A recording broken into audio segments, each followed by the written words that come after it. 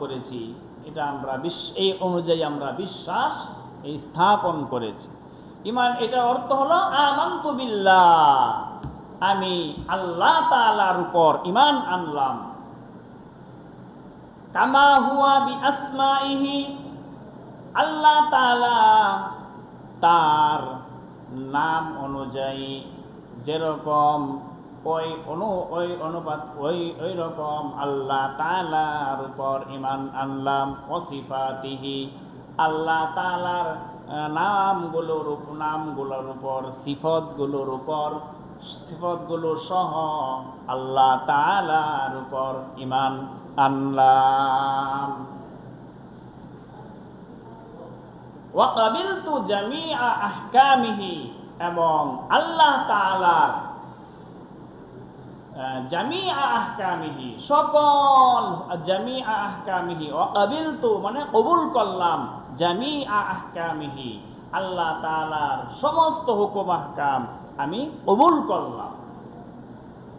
এই যে এটা হলো এই আরকানিহি, এবং সমস্ত ফরজগুলো আমি মেনে নিলাম, এটা হলো ঈমানে মুজমালের অর্থ।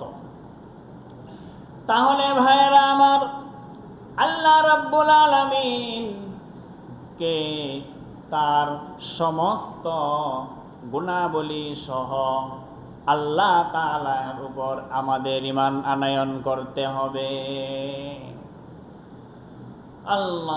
আল্লাহ তাআলার অনেকগুলো নাম আছে। একটা নাম হলো আল্লাহ তাআলার আল গনিয়্যু, একটা নাম আছে আল গনিয়্যু। আল্লাহ তাআলা হলেন ধনী, আল গনিয়্যু। আল্লাহ রাব্বুল আলামিন ধনী।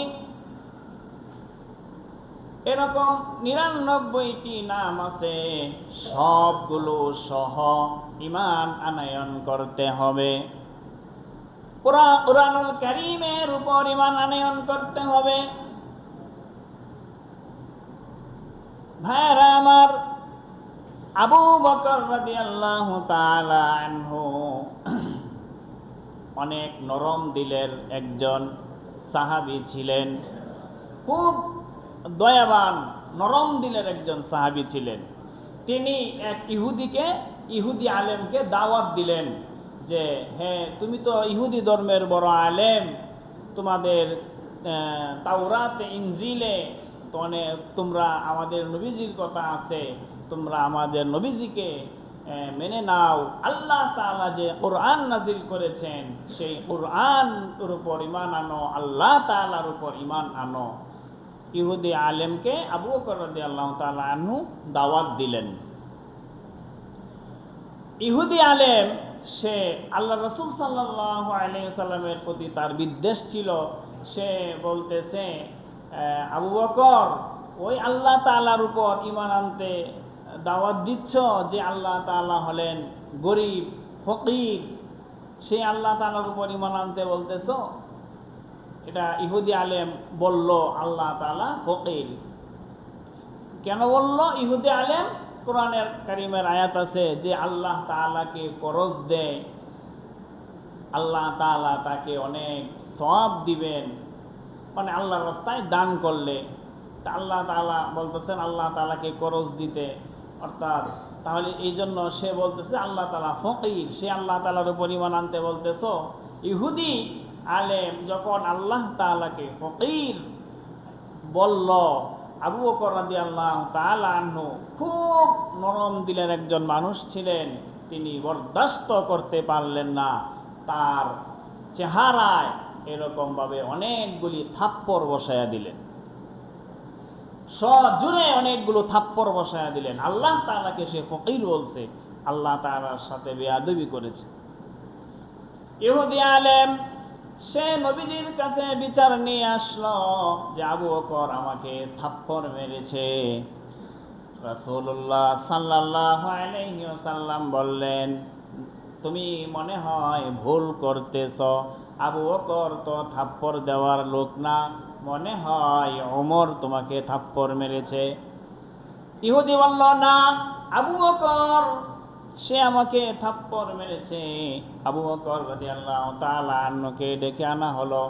আবু বকর রাদিয়াল্লাহু তাআলা আনহু বললেন, ইয়া রাসূলুল্লাহ, থাপ্পড় আমি মেরেছি, কিন্তু সে ইহুদি আল্লাহ তাআলার শানে এই রকম বেয়াদবি করেছে যে আল্লাহ তাআলাকে সে ফকির বলেছে, এই জন্য থাপ্পড়টা আমি মেরেছি। তখন ইহুদি বলতেছে যে আমি থাপ্পড় মারি নাই, মিথ্যা কথা বলতেছে। আল্লাহ তাআলা পরে আয়াত নাজিল করে দিলেন যে ইহুদি এই কথা বলেছে। আয়াত নাজিল করে আল্লাহ তাআলা রাসূলুল্লাহ সাল্লাল্লাহু আলাইহি সাল্লামের উপর আয়াত নাজিল করলেন যে ইহুদি এই কথা বলেছে। তারপর আবু বকর রাদিয়াল্লাহু তাআলা আনহুর কোনো বিচার হলো না। তা মুহতারাম হাজিরিন, এইরকম ৯৯টা নাম আছে ধনী, আল গানিয়্যু, আল জব্বারু, আল মুতাকাব্বিরু, এই নামগুলো সহ, সিফাতগুলো সহ আল্লাহ তাআলার উপর আমাদের ঈমান আনয়ন করতে হবে।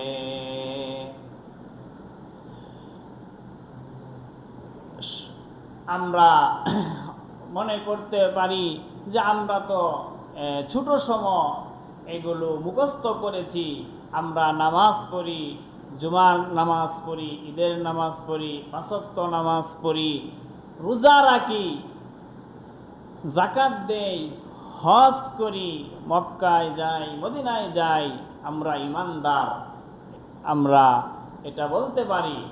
কিন্তু